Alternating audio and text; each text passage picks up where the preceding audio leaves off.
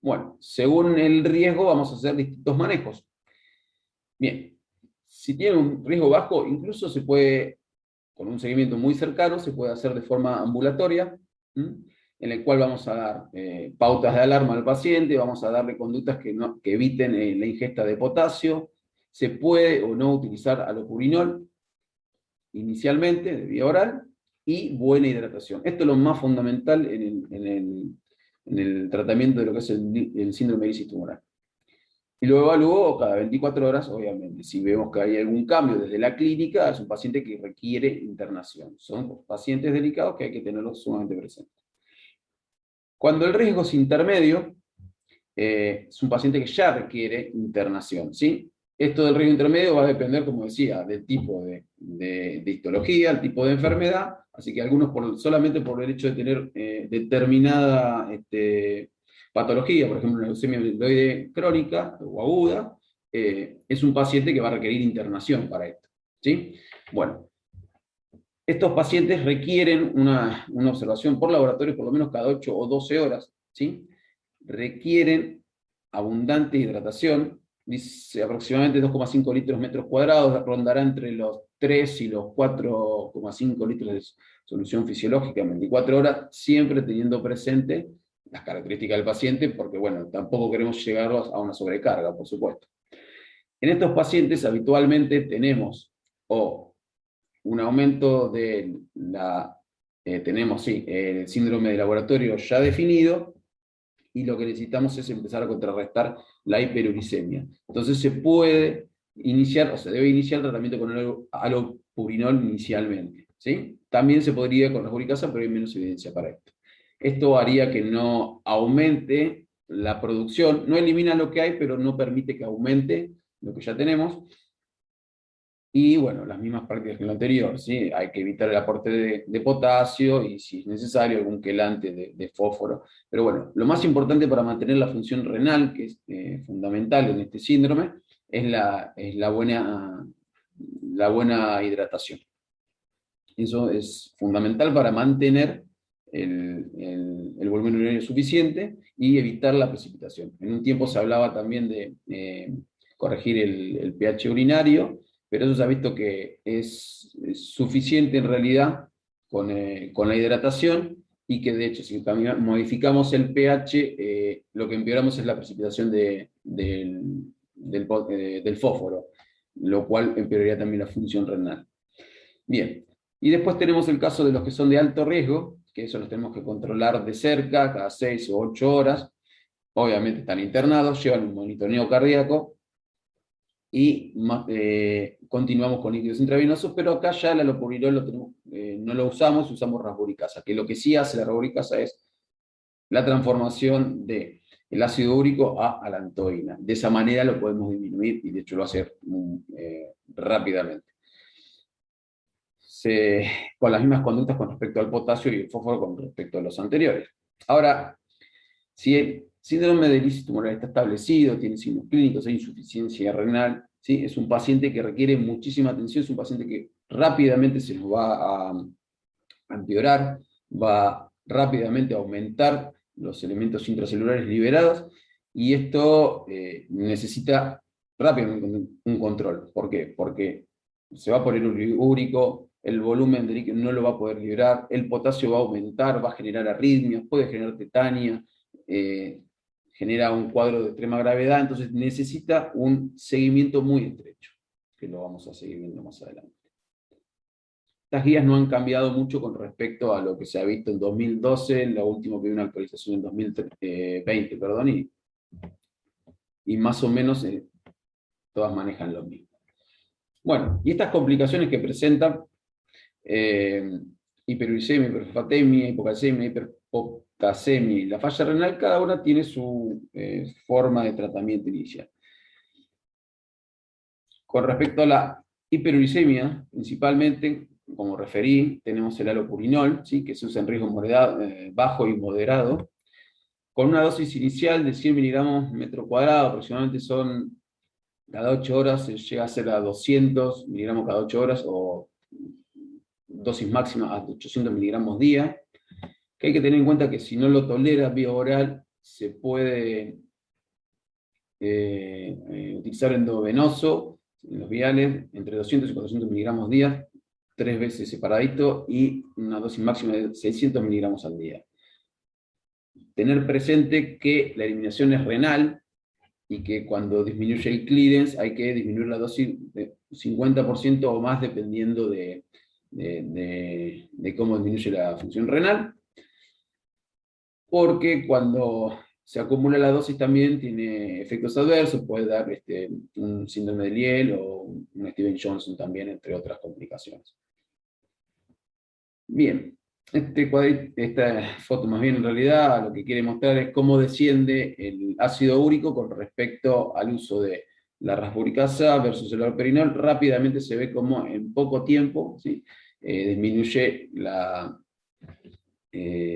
produce el cambio de ácido úrico a lantoína, disminuyendo mucho los efectos adversos de la misma.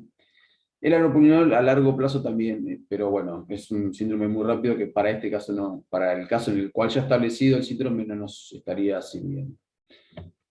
Bien, lo que sí, como el precio es muy costoso, si bien se ha visto que es efectivo, se ha visto que costo-beneficio por ahí no es fácil aplicarlo, pero han salido algunas revisiones en el 2017 y unas nuevas también, en las cuales se ha visto que una dosis única de 6 miligramos de rasburicasa baja los costos y tiene el mismo beneficio, así que se está tratando de aplicar. La rasburicasa se utiliza 0,2 miligramos kilogramos día por 5 días o la dosis de 6 miligramos como dosis única. Y está contraindicada en pacientes con déficit de glucosa 6-fosfato, en embarazadas y durante la lactancia. Bien, con respecto al tratamiento del resto de los electrolitos, bueno, tenemos para la hiperfosfatemia, que es moderada, digamos, leve, no más que la hidratación. Moderada se puede poner quelantes y tratar de disminuir la parte por la cual ingresa, pero la severa no hay otra que la diálisis. Hemodiálisis o diálisis peritoneal, pero es indicación de diálisis. Con respecto a la hipocalcemia si es asintomática no se trata, pero si empieza con síntomas, calambres, espasmos, puede haber alteración de QT, bueno, hay que iniciar tratamiento. Gluconato de calcio, 50 a 100 miligramos kilogramo endovenoso, y hay que hacerlo con monitoreo, con el electrocardiograma. Y después tenemos la hiperpotasemia, ¿sí? Que puede ser leve, moderada y asintomática, con 6.000 equivalentes litros aproximadamente, menos de 7. Estos pacientes lo que hay que hacer es retirar el aporte, como en todos los anteriores, hay que hacer electrocardiogramas y monitorearlos, ¿sí? Dependiendo de... el monitoreo lo vamos haciendo a partir de los cambios en el electro, en la onda T y después en el QRS. Ahora vamos a ver algo de eso. Y en el caso de que sea severa, mayor a 7, tenemos que iniciar tratamiento médico, pero iniciamos tratamiento con gluconato cálcico, de 100 a 200 miligramos de forma lenta, una solución polarizante, hay distintos esquemas, ¿sí? Se puede usar de 10 y dextrosa de 5, de 15 y dextrosa de 10 o 25, y con todo esto lo que vamos a hacer es introducir el potasio adentro de la célula, y se podría utilizar también bicarbonato de sodio, que también la introduce dentro de la célula. Estas son medidas paliativas, ¿sí? Si no logramos bajar el potasio, estos son pacientes que ya tenemos que estar charlándolos desde antes, por el riesgo que tienen con los servicios de nefrología y diálisis, porque es probable que vaya a terminar en diálisis para poder contener el efecto del potasio elevado. Y bueno, y acá les presentaba lo que es la correlación entre los cambios en el electro de la onda T, que en principio entre 3,5, que está normal, y 5,5, la onda es normal, y cómo va poniéndose picuda, simétrica, y luego se va engrosando el QRS también, hasta que en un momento también se pierde la onda P, pero ya con valores por encima de 8. Esto lo pone en franco riesgo de arritmias, pueden llegar a ser tos de PON, paros. Es un paciente que tiene que estar francamente monitorizado. Bien, y con respecto al tratamiento de la disfunción renal, es un poco más de lo mismo, pero para tener en claro, estos pacientes necesitan manejo con el manejo de los fluidos, ¿sí? El volumen de líquido, los electrolitos, ¿sí? Siempre con solución fisiológica, el manejo del fosfato y ácido úrico, como lo referí previamente, y fundamental, ajustar los fármacos que estamos usando en ellos a la función renal para no agregar lesión extra a lo que ya tenemos, ¿sí? Y bueno, en caso de no mejorar el paciente, con el servicio de diálisis, de nefrología, para hacer una diálisis urgente. Bueno, con respecto a los casos previos, recuerdan el primero, el varón de 71 años, ¿sí? Con la distensión abdominal, los edemas y la disnea, con una LDH muy elevada, que tenía líquido ascítico con mayor a 10.000, que tenía un linfoma de Burkitt. El paciente presentó, bueno, al ingreso ya tenía diagnóstico, tenía aumento del fósforo, del ácido úrico, ya tenía un síndrome de lisis tumoral de laboratorio, ¿sí? Fue espontáneo en este caso. Inició este tratamiento con el opuridol, 600 miligramos día, y a las 48 horas agregó insuficiencia renal aguda. Acá ya tenemos el diagnóstico, además del de laboratorio, el diagnóstico clínico, ¿sí? El paciente requiere hemodiálisis, a pesar del tratamiento, fallece por un paro cardiorrespiratorio o una fibrilación ventricular. En el segundo caso, que tenemos una mujer de 56 años, en la cual tenemos diagnóstico de un mieloma múltiple, y había iniciado tratamiento ya con hidratación de dexametasona y pamindronato. Esta paciente, a las 48 horas, desarrolla el aumento del ácido úrico, la hipofosfatemia y la falla renal, y se hace diagnóstico del síndrome de laboratorio y clínico, se inicia tratamiento y lo resuelve al quinto día, saliendo con función renal normal. Estos casos son buscados. Y en el tercer caso, tenemos la paciente de 41 años con la febrícula, que presentaba una leucemia mieloide aguda, que iniciaron medidas de prevención. A esto me refería con la hiperhidratación, con el alopurinol. Acá. Bueno, ella, iniciando ese tratamiento, a las 24 horas se inicia tratamiento para su leucemia, con una citorreducción del 50% a las 36 horas. Luego agrega la hiperfosfatemia, la hiperuricemia y el deterioro de la función renal. Como, si recuerdan, había dicho, ¿sí? Los tratamientos, las quimioterapias, son un gatillo de estos síndromes, que requirió hemodiálisis. Evoluciona bien, inicia nuevamente tratamiento y puede salir de esa situación a los 30 días de internación ya con función renal normal. Bueno, de todo lo dicho, las conclusiones son que el síndrome de lisis tumoral es una emergencia oncológica prevenible, ¿sí? Estos pacientes, en general, a no ser que no tengamos un diagnóstico previo, son pacientes que ya los tenemos que venir, que tienen un diagnóstico y que probablemente por ese diagnóstico, al iniciar tratamiento o incluso espontáneamente, vayan a desencadenar este cuadro. El manejo de este cuadro justamente depende de eso, ¿sí? Es establecer el riesgo y en base al riesgo tomar las medidas pertinentes, y que la mejor manera de prevenir este síndrome y reducir su mortalidad, que se reduce francamente, es adelantándose a los eventos. Hay que trabajar mucho con la gente de hematología, la gente de oncología y la gente de nefrología, y la gente de terapia intensiva, porque cuando se desencadena el cuadro,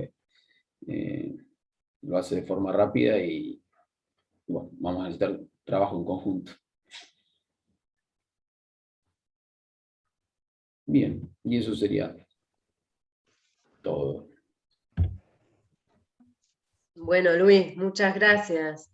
Muy completa la charla, dejaste muy claro, igual ahora vamos a ver si hay preguntas, que es una emergencia y que realmente es un cuadro grave que si abrimos el ojo antes de que puede presentarse, puede el paciente, podemos prevenir este cuadro, ¿no? Grave. Muy linda charla. No sé, Carlos, si hay preguntas en el chat, No, si no alguien quiere veo, hacer alguna. sí, no veo preguntas. Y no, primero quería comentarte, Luis, muy bueno, realmente muy buenos conceptos, muy claro. Y obviamente que esta patología, cuando hay pacientes oncohematológicos en tratamiento, uno puede llegar a ver este tipo de situación, aunque considero que ya debe ser una entidad infrecuente, ¿no? Porque se toman las precauciones y los oncohematólogos lo tienen bien claro. Pero yo te quería preguntar, en principio, evidentemente una buena hidratación y el uso del halopurinol previamente puede traducirse seguramente en que no se presente este síndrome. Ahora, la pregunta es, ¿cuánto tiempo antes habría que empezar con la hidratación adecuada y el halopurinol en un paciente que sabemos que va a recibir tratamiento oncohematológico específico y que, bueno, puede desarrollar esta entidad? ¿Cuánto tiempo antes empezamos a darle una adecuada hidratación y el halopurinol? De lo que he visto escrito, por lo menos 24 horas, pero hasta 48, 72 horas por lo menos, sí. Sí, sí. En el caso de que, como decía, si estuviera elevado y sea urgente, podríamos pensar, dependiendo del riesgo que tiene, iniciar en bajarlo y hay que colocar rasburicas en ese caso, porque el descenso es rápido. A las 4 horas ya podría iniciar tratamiento. Pero en el caso del lopurinol lleva más tiempo. Y poniendo énfasis en el tratamiento oncohematológico y que puede desarrollarse este síndrome, ¿qué laboratorio mínimo deberíamos pedir, Luis? Bien. Es básicamente lo que se libra. Puntualmente son, bueno, obviamente el hemograma, todo lo que tiene que ver con su enfermedad de base seguro, pero tenemos que pedirle un estado ácido base, una función renal, un hepatograma, hay que pedirle fósforo, ácido úrico, calcio, el ionograma, puntualmente, LDH, porque es un marcador de riesgo, igual que el hemograma para justamente marcar, para buscar estos pacientes que tienen más riesgo, ¿no? Y creo que no me olvidé ninguno más. LDH, sí. Sí, son básicamente los habituales, hay que agregarle el fósforo, el calcio, la LDH, sí, y el ionograma. Con esos valores en realidad estamos completos. Perdón, el ácido úrico, claro. Supongo que estos estudios uno los deberá pedir a diario, ¿no? O sea, por lo menos en los días que esté después del tratamiento, por lo menos 4 o 5 días quizás uno tenga que solicitarlo, ¿puede ser? Sí, uno lo tiene que solicitar, dependiendo del riesgo de nuevo, pero vamos, puede ser una vez al día en los de bajo riesgo, cada 8 a 12 horas, moderado, ¿sí? O puede ser de cada 4 o 6 horas en los que están graves y establecidos. Bien, y sobre todo, ¿no? En pacientes que no ves una buena respuesta de diuresis y demás. Sí, ahí lo vas a ir Monitorizando más monitorizando. frecuentemente. Sí.